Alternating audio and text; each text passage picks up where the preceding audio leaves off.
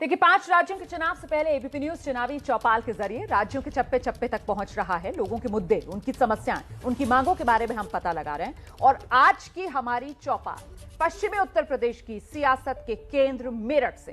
संवाददाता मनु गेलोईवाल ने पता लगाया मेरठ की सरधना सीट का चुनावी मूड क्या है।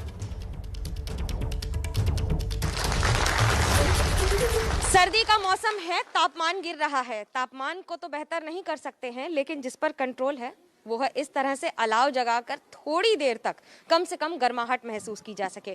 मैं इस समय मेरठ में हूं और यहाँ तो तापमान राजनीति ने ही बढ़ा दिया है। कौन जीतेगा कौन हारेगा जनता मन बना चुकी है। और उसी जनता के साथ मैं इस समय हूँ भभौरी गांव में। इस गांव को जाना जाता है शहीदों के लिए। आजादी के पहले आंदोलन हो या फिर आजादी के बाद सेना, थल सेना, जल सेना, सब में शामिल होने के बावजूद क्या इस बार यहाँ के नागरिक सैनिकों के तौर पर इस बार क्या करेंगे, क्या फैसला करेंगे, क्या होंगे उनके मुद्दे, क्या मुद्दे होंगे इस बार गांव के और मेरठ के लोगों के। मैं आपके चैनल के माध्यम से पहले तो अपने गांव के बारे में बताना चाहता हूं।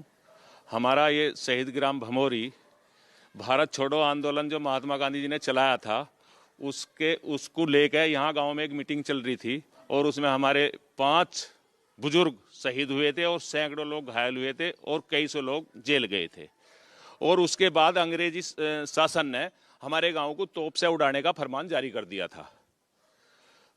तोप टाइम पर ना पहुंचने की वजह से वो फरमान उन्होंने वापसी ले लिया था। उसके बाद हमारे गांव के नागरिकों को तरह तरह की यातनाएं अंग्रेजी शासन में दी गई और लोग जेलों में ठूंस दिए। उसके बाद भी मैं एक बात कहूंगा कि उसके बाद प्रथम प्रधानमंत्री जवाहरलाल नेहरू जी हमारे गांव में आए थे। पर मैं आपको बता देना चाहता हूं कि हमारे गांव में अगर विकास की बात करी जाए तो बिल्कुल शून्य है। और जिस तरीके से हमारे बुजुर्गों ने देश के प्रति शहादत दी थी उस तरीके से किसी भी सरकार ने हमारे गांव के लिए कोई सोचा नहीं है। हमारे गांव में आप देख रहे होंगे सड़कों की हालत भी दयनीय है। कोई शैक्षित संस्थान गांव में नहीं है और यहाँ तक कि कोई चिकित्सा का भी कोई इस तरफ कोई किसी भी सरकार ने कोई ध्यान नहीं दिया है। सरकार ने ध्यान नहीं दिया है, लेकिन जब आप बात करते हैं जनता के लोगों की, इस बार के मुद्दे क्या होंगे? स्वास्थ्य, शिक्षा, रास्ता। 2 चीज का मुद्दा होगा इस बार, एक तो स्वास्थ्य का और शिक्षा का और विकास का। तो विकास के नाम पे अगर बात की जाए तो इस सरकार ने सलावा में एक स्पोर्ट यूनिवर्सिटी देने का काम किया है, जिससे हमारे आने वाले युवा उसमें खेल के आगे बढ़ सकेंगे और क्षेत्र का नाम रोशन हो सकेगा। अब बात आती है रोड की। रोड कहीं पे अच्छे हैं, कहीं पे नहीं अच्छे हैं। मेरठ एक्सप्रेसवे दिया, मेट्रो दी मेरठ के लिए, तो मेरठ से अगर किसी को दिल्ली जाना पड़ता था तो कई कई घंटे का समय लगता था। लेकिन आज के टाइम में अगर मेरठ से मेट्रो चालू हो जाएगी जैसे ही, तो दिल्ली जाने के लिए बहुत कम समय लगेगा। जिससे जो हम मान लिया रोजगार करते हैं, दिल्ली रेंट पर रह रहे हैं, तो अपने घर से भी हम दिल्ली जाकर कोई मान लिया जॉब कर सकेंगे या कुछ भी काम कर सकेंगे। लेकिन गवर्नमेंट को एक चीज़ बेहतर देनी चाहिए, जैसे मुफ्त में अनाज मिल रहा या कुछ भी चीज़ मिल रही, कोई मांग करता है हम ये फ्री कर देंगे, वो फ्री कर देंगे।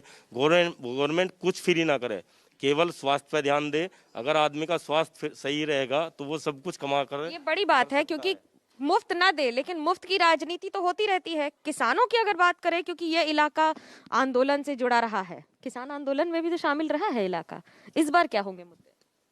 इस बार किसान मजबूत होगा और सरकार भी ध्यान देगी, क्योंकि किसान बहुत परेशान है और बेचारा रात दिन मेहनत करता है, न दिन देखता न रात देखता, पानी बचाता है।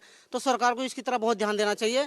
और जो अब तक ये कार्य हुए हैं, मुझे सबसे ज़्यादा पसंद काम आया जो ये चोरी डकैती लूटपाट ये सब बंद होगी। और किसान को ही परेशान नहीं थी, प्रॉब्लम 3 बातों से ज़्यादा। बेचारा 10-20 हज़ार रुपये 5,000 लेकर शहर में अपना सामान लेने जाए, रात लेट सवेर हो गया तो उसे लूट लेते थे। ये सब लूटपाट बंद हुई है और किसान इस चीज़ से बहुत खुश है और सबसे ज़्यादा पसंद यही काम आया है। और मैं जो आगे मुद्दा रखना चाहूँगा, चाहे कोई भी सरकार हो, शिक्षा का रखना चाहूँगा, क्योंकि 2 साल से बच्चे बहुत प्रभावित हुए, स्कूल बंद चल रहे हैं। और मैं चाहता हूँ कि स्कूल पे कुछ ना कुछ सरकार ध्यान दे और इसका आगे विकास करे। विकास के आपके लिए मायने क्या है? मैडम, जैसे अब हमें यहाँ से लोकल से जाते हैं तो हमें यहाँ से इतना दिल्ली से हम मेरठ आ सकते हैं, लेकिन मेरठ से यहाँ तक आने में हमें 2 घंटे से 3 घंटे लग जाते हैं। तो लोकल में इस तरह का कोई साधन नहीं है कि आदमी जल्दी से किसी इमरजेंसी में अपने यहाँ तक पहुँच जाए। आप कैसे देखते हैं? नहीं, सरकार ने सुविधा पे ध्यान तो दिया है, लेकिन पश्चिमी यूपी में ज़्यादातर गन्ने पे ज़्यादा डिपेंड करता है किसान। और जो योगी सरकार जब से आई है तब से इस साल वर्ष तो गन्ने के रेट बढ़ाए, उससे पिछले 4 सालों में एक बार भी गन्ने की तरफ ध्यान नहीं दिया। पेमेंट मिल का सही हो रहा, उसमें कोई दिक्कत नहीं, जब से सरकार आई पेमेंट में कोई दिक्कत नहीं है। लेकिन जैसे इस साल गन्ने के रेट बढ़ाए, इससे पहले भी थोड़े बहुत गन्ने के रेट बढ़ाने चाहिए थे, 4 साल से जैसे बढ़ाए नहीं। मुद्दे बहुत हैं और लोगों की आवाज भी उसी तरह से उठ रही है। सवाल उठ रहे हैं, उसके जवाब भी देते हैं, लेकिन जनता जवाब देती है अपने अंदाज में।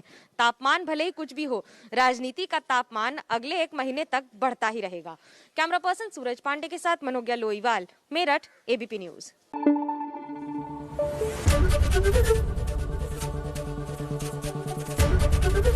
एबीपी न्यूज आपको रखे आगे।